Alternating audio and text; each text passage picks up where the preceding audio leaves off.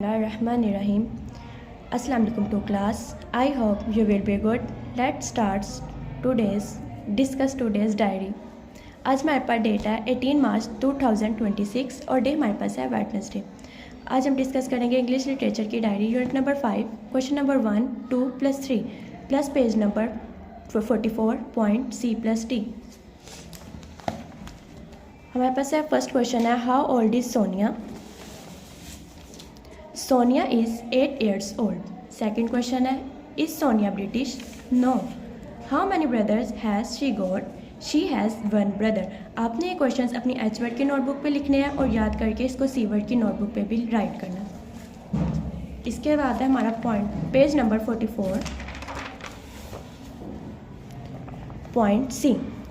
Underline the noun in the sentence. उन्होंने क्या इन जो ये आपको सेंटेंस दिए हुए हैं इनमें से जो नाउन है आपने उसके नीचे अंडरलाइन करना है। जैसे कि उन्होंने आपको एक एग्जांपल दी हुई है my name is Sonia. Noun होता है किसी चीज़ या शख्स का नाम या जगह का। यहाँ पे उन्होंने नेम और सोनिया को अंडरलाइन किया हुआ है। इस तरह नीचे अगर हम देखें माय मदर ये एक नाम है एंड फादर ये भी एक नेम है एंड केयरिंग मदर और फादर के नीचे उन्होंने अंडरलाइन किया हुआ है आर केयरिंग। फादर के नीचे और मदर के नीचे उन्होंने अंडरलाइन किया हुआ है। आपने भी इसी तरह अंडरलाइन करना है। और नीचे सेकंड पे देखिए सेंटेंस है हमारे पास Umar is a boy. Boy एक लड़का है, उमर एक नाम है। ये दोनों हमारे पास नाउन है। इसके नीचे भी आपने अंडरलाइन करना है। इस तरह अगर हम नीचे देखें my younger sister is 6। Sister हमारे पास नाउन है, उसके नीचे भी आपने अंडरलाइन करना है। इस तरह अगर हम फोर्थ सेंटेंस देखें her name is Zainab. Zainab एक नाम है, ये नाउन है, इसके नीचे भी आपने अंडरलाइन करना है। My father has a sister. Father भी एक नेम है और सिस्टर भी एक नाम है, ये दोनों नाउन है, आपने इसके नीचे भी अंडरलाइन करना है।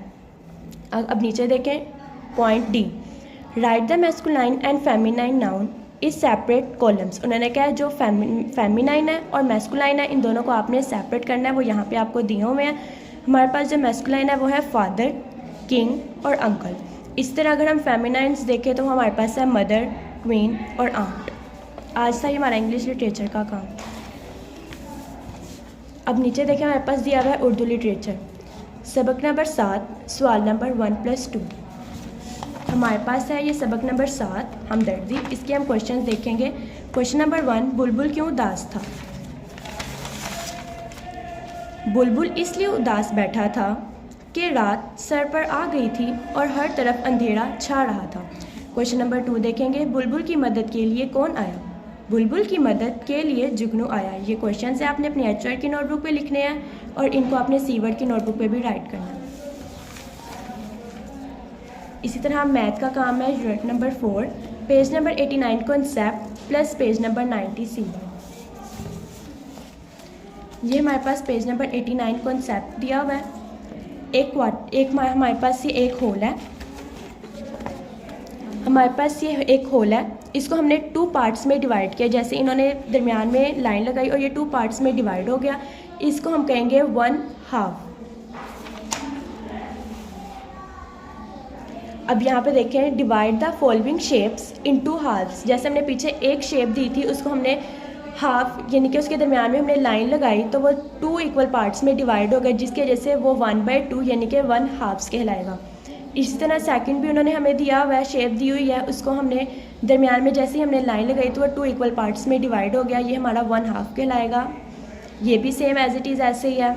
यहाँ पे इस तरह उन्होंने सर्कल दिया हुआ है, उसको हमने दरमियान में लाइन लगाई, ये दोनों इक्वल पार्ट्स में डिवाइड हो गया तो ये हमारा 1/2 कहलाएगा। इसी तरह अगर हम नीचे देखें colour 1/2 of each shapes and rights in the fraction form. Fraction form का मतलब होता है 1/2। जैसे कि यहाँ पे लिखा हुआ है 1 नीचे डिवाइडेड बाय 2, ये हमारा होता है फ्रैक्शन।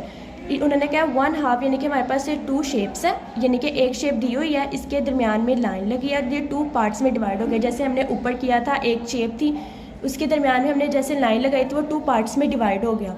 इस तरह क्या उन्होंने यहाँ पे आपको डिवाइड करके दिया हुआ है। उन्होंने क्या आपने किसी भी एक शेप में आपने इसको कलर करना है और नीचे आपने इसको फ्रैक्शन फॉर्म में लिखना है। जैसे कि एक पार्ट में कलर हो गया 1 और ये हमारे पास 2 पार्ट्स हैं 1/2, ये हमारी 1/2 फॉर्म कहलाती है फ्रैक्शन।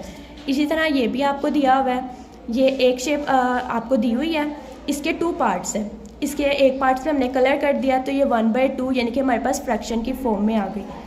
ये भी एज इट इज़ ऐसे ही है। ये भी ऐसे ही है। और जैसे यहाँ पे इन्होंने आपको सर्कल की फॉर्म में दे दिया है, इसके अंदर उन्होंने लाइन लगाई हुई है, आपने इन दोनों में से किसी भी एक पार्ट में कलर कर लेना है और इसको फ्रैक्शन की फॉर्म में नीचे लिख देना। ये था हमारा आज मैथ का काम। इसी तरह इंग्लिश की डिक्टेशन है, यूनिट नंबर 5 डिक्टेशन।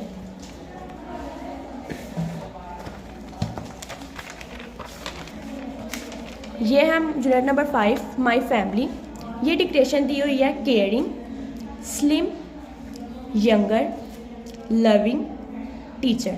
ये डिक्टेशन है, ये भी आपने याद करनी है, अपनी सी वर्ड की नोटबुक पे आपने लिखनी है। अगला हमारे पास काम है इस्लामियात का। बाब दोयम सबक नंबर 2 सवाल नंबर 4 मुकम्मल। ये हमारे पास सबक नंबर सोम सेहत नबी और